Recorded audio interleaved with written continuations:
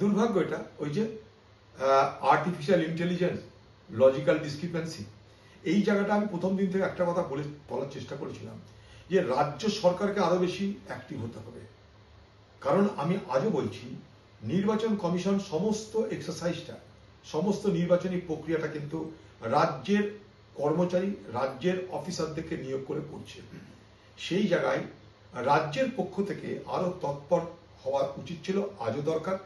রাজ্য যত তৎপর হবে তত এই লজিক্যাল ডিসক্রিপেন্সির নামে, ওই যে বলছেন না, নাম বানান, এর নামে যে সমস্ত ভোটারের নাম বাদ যাওয়ার খবর পাচ্ছি আমরা, সেখান থেকে মানুষকে আমরা উদ্ধার করতে পারবো।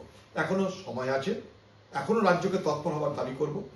একদিকে নির্বাচন কমিশন, তার কাছে দাবি করব যে তারা যেন মানুষকে সহযোগিতা করে, প্লাস রাজ্যকে দাবি করব রাজ্য যেন এইটাকে তাদের ইগোর লড়াইয়ে না নিয়ে গিয়ে এই এসআরকে কেন্দ্র করে নির্বাচনী লড়াইয়ের অবতীর্ণ না হয়ে তারা যেন মানুষের অধিকারকে সুপ্রতিষ্ঠিত করার জন্য তাদের রাজ্যের সরকারি কর্মচারী, BLO, SDO, ARO, AERO, DO সকলকে যেন তৎপর করে।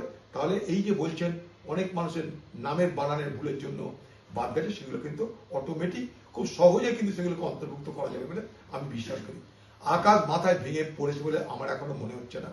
কে বলেছিল 1.5 কোটি 2 কোটি, সেটাও বুঝতে চাইছে বাগাড়ম্বর। আবার যারা বলেছিল আমরা এসআর করতে দেবো না, এসআর করতে হলে মেরে খুন করে দেবো, রক্তগঙ্গা বই দেবো, এইসব বাগাড়ম্বর আস্ফালন বন্ধ করে বাংলায় যারা প্রকৃত ভোটার, বৈধ ভোটার, তাদেরকে সহযোগিতা করার জন্য সবাই মিলে প্রচেষ্টা করুন। কারণ এটা তাদের গণতান্ত্রিক অধিকারকে রক্ষা করার লড়াই।